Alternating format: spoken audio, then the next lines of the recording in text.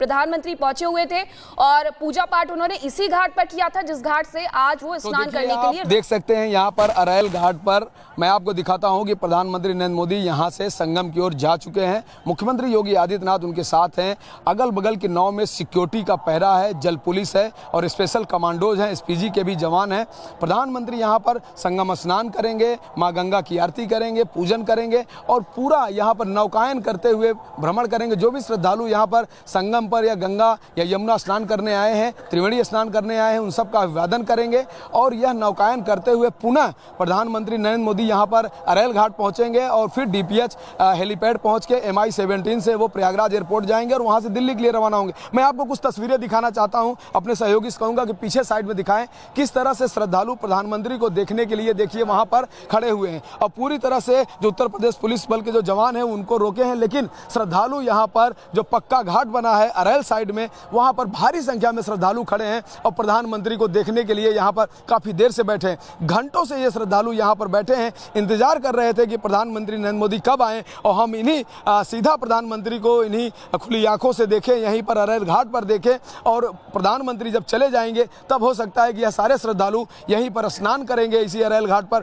लेकिन अभी प्रधानमंत्री को देखते हुए यहाँ पर जितने भी लोग, चाहे वह यहाँ के स्थानीय लोग हों या चाहे बाहर से श्रद्धालु आए हों, सभी लोग यहाँ पर देख रहे हैं। देखिए हाथ हिला रहे हैं श्रद्धालु, अभिवादन कर रहे हैं यहाँ पर और भारी संख्या में पुलिस तैनात है यहाँ पर। तो कुल मिलाकर प्रधानमंत्री नरेंद्र मोदी प्रयागराज यानी तीर्थराज प्रयाग में पहुंचे हैं और यहाँ पर वह आस्था की डुबकी लगा रहे हैं। बिल्कुल राघवेंद्र, और हाथ हिला करके अभिवादन भी वहां पर जो श्रद्धालु हैं उनका कर रहे हैं प्रधानमंत्री नरेंद्र मोदी। चंद्र प्रकाश जी, मैं आपसे यही समझना चाहती हूं, जब प्रधान सेवक ये बात कहते हैं कि लोगों की उनको चिंता है, तो वो आज तस्वीरों में भी हमें दिख रहा है। क्योंकि देखिए एक तरफ स्नान चल रहा है लेकिन स्नान ना प्रभावित हो इसके लिए बोट से जायजा ले रहे हैं प्रधानमंत्री। देखिए, जो वहाँ के भूगोल से जो लोग जानते हैं कि वहाँ किस तरीके की परिस्थितियाँ हैं, तो ये वहाँ से एक दूर जो अरैल घाट है वो दूसरी तरफ है, वहाँ से वो आए और संगम पर वो स्नान करेंगे जो चित्रों में दिख रहा है और फिर उसके बाद वहीं से लौट जाएंगे वो जनता के बीच। उधर सामान्य जो श्रद्धालु हैं उनका स्नान कहीं बाधित नहीं होगा। और ये जो एक देखिए सबसे बड़ी बात है कि अभी एक जो दुर्घटना हुई है जिसको लेकर उसका एक अलग चित्र देने का प्रयास जरूर हो रहा है, लेकिन प्रधानमंत्री का आज आना, श्रद्धालुओं के साथ लगभग उनसे कुछ दूरी पर स्नान करना एक अच्छा सकारात्मक संदेश भी जाएगा श्रद्धालुओं के लिए। हालांकि अब उस दिन जैसी भीड़ नहीं है कि कोई समस्या हो आज, क्योंकि मौनी अमावस्या की भीड़ जो थी वो बहुत ज़्यादा थी, वो इतनी ज़्यादा थी जो जिसकी मतलब स्थितियाँ थोड़ी अलग थी। लेकिन आज के समय प्रधानमंत्री का वहाँ होना एक अच्छा संदेश है पूरे कुंभ के इस आयोजन के लिए।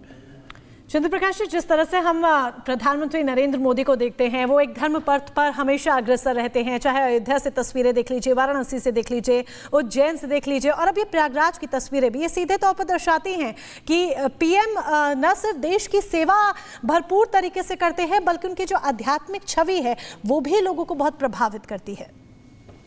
देखिए, प्रधानमंत्री की एक लंबी यात्रा है। उन्होंने राजनीति में आने से पहले ही वो इस मार्ग पे थे। ऐसा नहीं है कि वो चुनावी कोई आस्थावान हो गए हों, जैसा हम देखते हैं आजकल की लोग चुनाव के समय मंदिर मंदिर जाते हैं।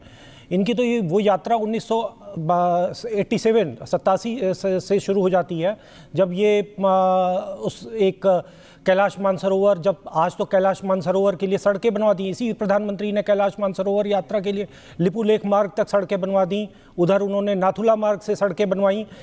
और लेकिन जिस ज़माने में ये खुद गए थे, जिस समय प्रधानमंत्री नरेंद्र मोदी खुद कैलाश मानसरोवर यात्रा पर गए थे, उस समय अल्मोड़ा के आगे कुछ नहीं हुआ करता था। अल्मोड़ा के आगे जो आपका धारचूला है, धारचूला और उसके फिर आगे जो पूरे जो क्षेत्र हैं जो ब्यास वैली कहा जाता है, वहाँ से लेकर लिपुलेख तक ये वो बीहड़ क्षेत्र था जहाँ पर चलना भी एक जोखिम का काम होता था, पैदल चलना, क्योंकि आपकी काली नदी में आप गिर सकते थे। तो उस समय प्रधानमंत्री उस आस्था के मार्ग पे थे और राजनीति में आए, वो भी एक उनकी यात्रा है और राजनीति में भी उन्होंने अपने उस अंदाज को छोड़ा नहीं। और ये अच्छी बात है क्योंकि जिस देश में हिंदू होना एक अपराध था, उसमें कोई प्रधानमंत्री अगर अपने लेकिन हिंदू जैसे आपने जो जिक्र किया अल्मोड़ा से और अल्मोड़ा से आगे लिपुलेख तक, क्योंकि प्रधानमंत्री माना यह जाता है जहां पर भी जाते हैं वहां विकास जरूर होता है, धार्मिक स्थलों पर विकास जरूर होता है। प्रेम कुमार जी, तस्वीरें हमने वो भी देखी थी जब जागेश्वर गए थे। जागेश्वर का रास्ता वैसे तो बढ़िया था, क्योंकि मैं भी वहां पर गई हूं, लेकिन मैंने ये देखा उसके बाद कि जब प्रधानमंत्री गए तो उसका और चौड़ीकरण किया गया। प्रयागराज को हालांकि अब जरूरत नहीं है क्योंकि विकास बहुत हो चुका है महाकुंभ की दृष्टि से भी, लेकिन आज प्रधानमंत्री जब वहां पर मौजूद है थोड़ा तो फर्क पड़ेगा, लोग जो है वो और उत्साहित होकर के जाएंगे प्रयागराज की तरफ। देखिए, प्रधानमंत्री जी का ये दौरा बहुत पहले के कुंभ में वो जाएंगे, बहुत पहले से निर्धारित था, अचानक निर्धारित दौरा नहीं है। और हम सब ये मान रहे थे कि महाकुंभ में जो घटना घटी है उसके बाद कम से कम ये यात्रा रद्द होगी, लेकिन वीवीआईपी सारे पास रद्द कर दिए गए थे। सबसे बड़ी बात है क्या क्या जीवन बंद खत्म हो जाता है? यही तो समस्या है कि महाकुंभ जब जिस दिन शुरू हुआ, लाइए उन्हीं को स्क्रीन पे लाइए, वही बोलेंगे। उनको बात कर लेने दो। अच्छा, वही बोलेंगे। नहीं, समस्या क्या? देखिए, नाराज मत होइए प्रेम कुमार जी, बोलिए बोलिए बोलिए बोलिए प्रेम कुमार जी। मैं कह रहा हूं कि वीवीआईपी पास सब रद्द कर दिए गए थे और ठीक एक दिन पहले ये वीवीआईपी मूवमेंट शुरू किया गया। तो जिन कारणों से वीवीआईपी पास रद्द किए गए वो कारण क्या खत्म हो गए?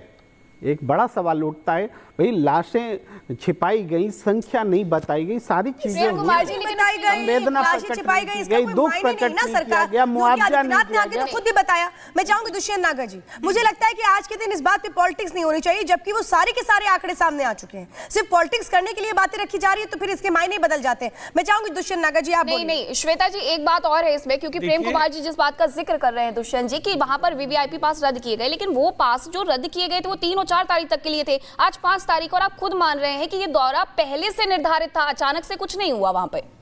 देखिए, जो बात प्रेम जी ने कही है वही लोकसभा के अंदर अखिलेश जी ने भी कही है। तो लेकिन खैर चलिए, हम स्वागत करते हैं प्रधानमंत्री जी के कुंभ में जाने के। वो गए वहां पे और देश के करोड़ों 100 करोड़ से ज़्यादा लोग जो आस्थावान हिंदू है उनकी भावनाओं का उन्होंने सम्मान किया।